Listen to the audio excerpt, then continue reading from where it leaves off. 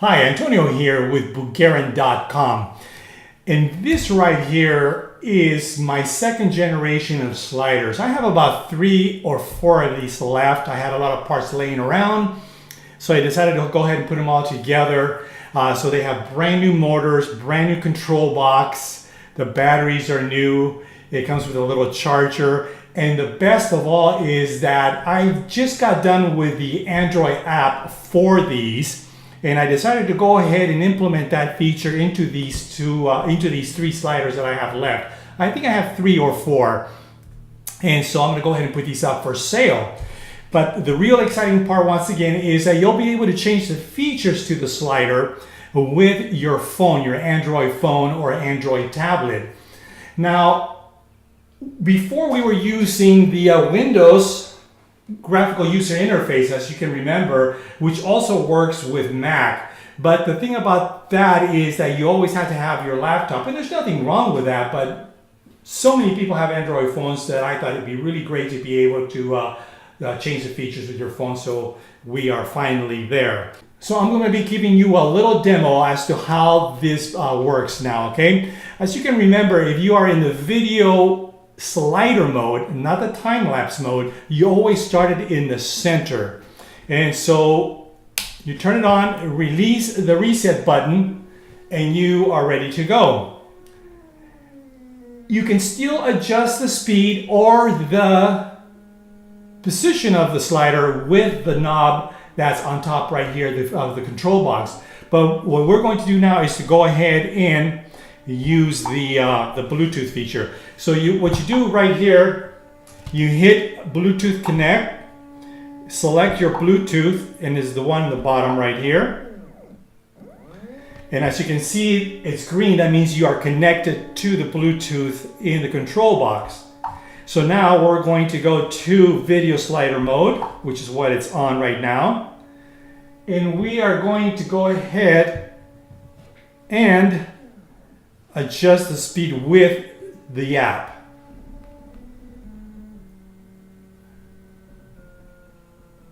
As you can see, it's adjusting the speed. We can also adjust the length of the slider.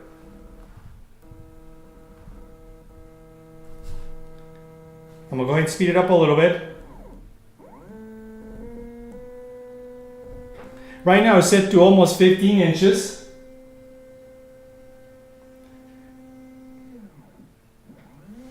Now I'm going to go ahead and make it longer.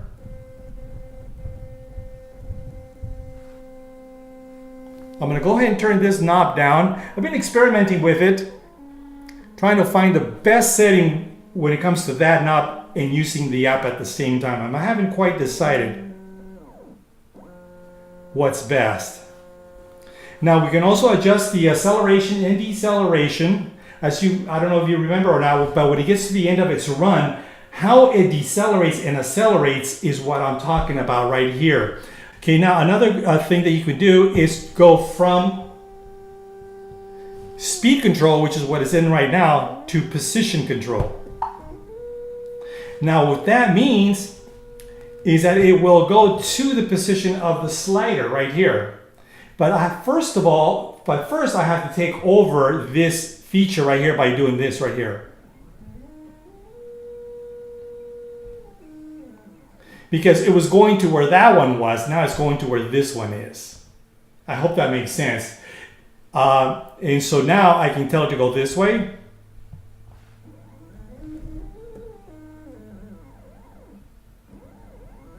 Now that's a feature that's really good if you have the slider, for example, under a table, under a desk, or under a car, where you don't want to get down there and have to make the adjustments. You can just move this slider from right here with your app and tell it to move to wherever you want it, which is really a cool thing to be able to do, especially if you're shooting something for something like a horror film or something like that, where you want the perspective of the slider. You may be behind a bush or something and you move the slider back and forth.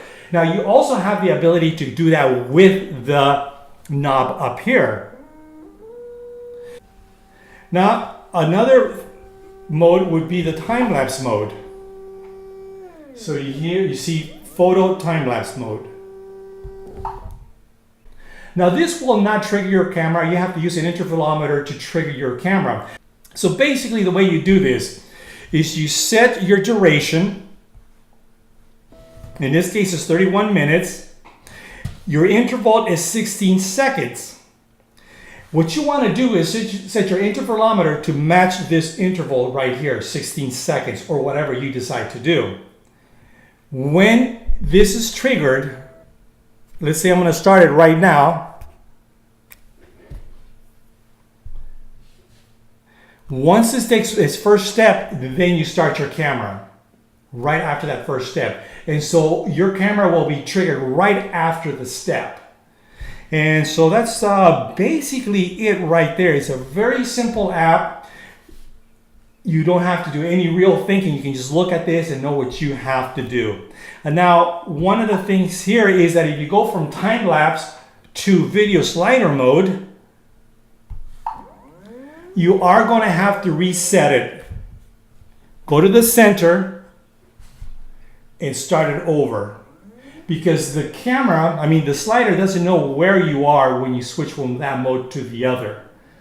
But if you go from speed control to position control, it does not lose its position.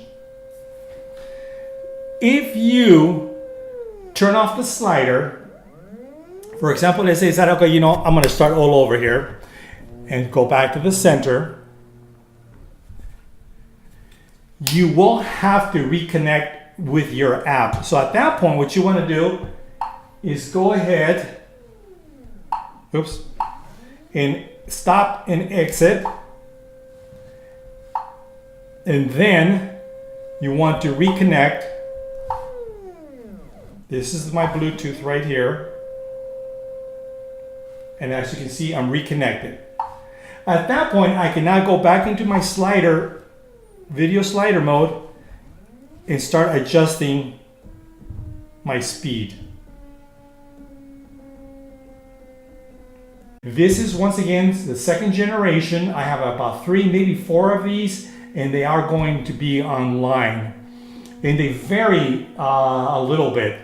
This right here has a real rough finish, something I was experimenting with, and I went ahead and used that. The others will not have that. So that's pretty much it. At this point, I'm going to go ahead and do some editing and get this baby uploaded, okay? So thank you very much. The next video, I'll be going outside and actually doing a time lapse with this and doing some slider stuff. So I'll see you next time.